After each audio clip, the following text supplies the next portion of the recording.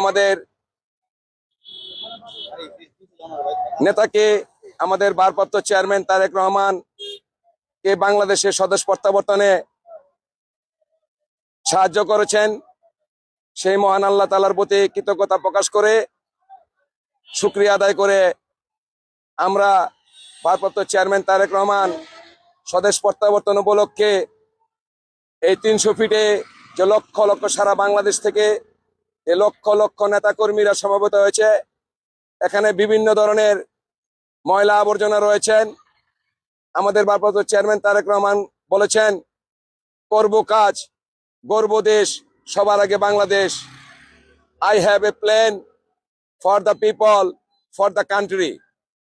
এই আহ্বানকে সম্মান জানিয়ে বাংলাদেশ জাতীয়তাবাদী দলের নারায়ণগঞ্জ মহানগরের পক্ষ থেকে এবং নারায়ণগঞ্জ সদর বন্দর 5 আসনের মনোনীত প্রার্থী মাসুদুজ্জামান মাসুদ ভাইয়ের পক্ষ থেকে আমাদের ভারপ্রাপ্ত চেয়ারম্যানের আহ্বানের সম্মান জানিয়ে মাসুদুজ্জামান মাসুদ ভাইয়ের নেতৃত্বে আমরা কাজ করার জন্য এখানে এসেছি। যে দীর্ঘ আন্দোলন সংগ্রামের পরে আমাদের ভারপ্রাপ্ত চেয়ারম্যান বাংলাদেশে এসেছেন স্বদেশ প্রত্যাবর্তনে। এখানে লক্ষ লক্ষ লোক এসেছে।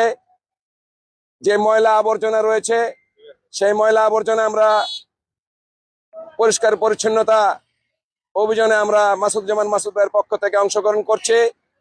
আমাদের ঢাকা মহানগরের নেতৃবৃন্দ, আমাদের আমিনুল ইসলাম ভাই এর নেতৃত্বে যে পরিষ্কার পরিচ্ছন্নতা অভিযান চলছে, কাজ করছে, সর্বত্র ময়লা আবর্জনা পরিষ্কার পরিচ্ছন্নতায় তার প্রতি একাত্মতা ঘোষণা করে মাসুদুজ্জামান মাসুদ ভাই নারায়ণগঞ্জ 5 আসনের মনোনীত ধানের শীষের প্রার্থী, তিনি আমাদেরকে এখানে পাঠিয়েছেন।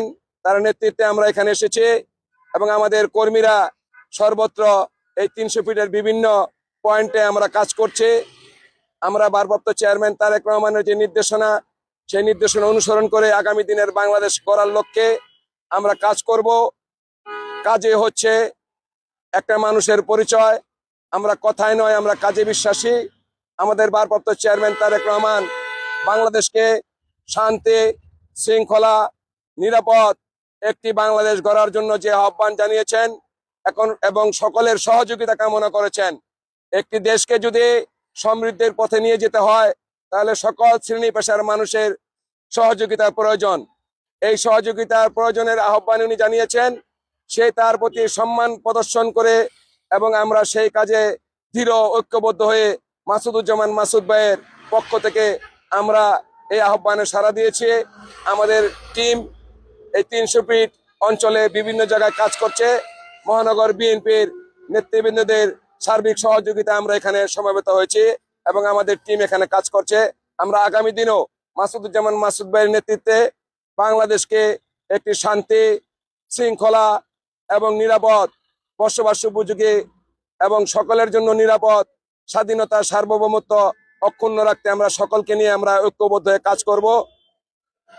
আমাদেরকে মনে রাখতে হবে, দেশি এবং বিদেশি সকল ষড়যন্ত্র নস্যাৎ করে দিয়ে ভারপ্রাপ্ত চেয়ারম্যান তারেক রহমান বাংলাদেশে এসে বাংলাদেশের মানুষকে যেভাবে ঐক্যবদ্ধ করেছেন, সকল শ্রেণী পেশার মানুষ এখানে ঐক্যবদ্ধ হয়ে বাংলাদেশকে গড়ার জন্য সর্বত্র উৎসাহ উদ্দীপনা নিয়ে কাজ করছে এবং ইনশাআল্লাহ আগামী দিনে বাংলাদেশের মানুষের, জনগণের যে প্রত্যাশা, আমাদের বাংলাদেশকে একটি নিরাপদ রাষ্ট্রে পরিণত করার যেই কর্মকৌশল এবং দূরদর্শিতা আমাদের ভারপ্রাপ্ত চেয়ারম্যান তারেক রহমানের রয়েছে, তার নেতৃত্বে আমরা ঐক্যবদ্ধ থেকে ইনশাআল্লাহ আমরা জনমানুষের জনকল্যাণমুখী রাজনীতির যে ধারা তিনি প্রবর্তন করেছেন, নতুন ধারা রাজনীতি, গতানুগতিক ধারার রাজনীতির বাইরে গিয়ে আমাদেরকে নতুন ধারা রাজনীতি করতে হবে।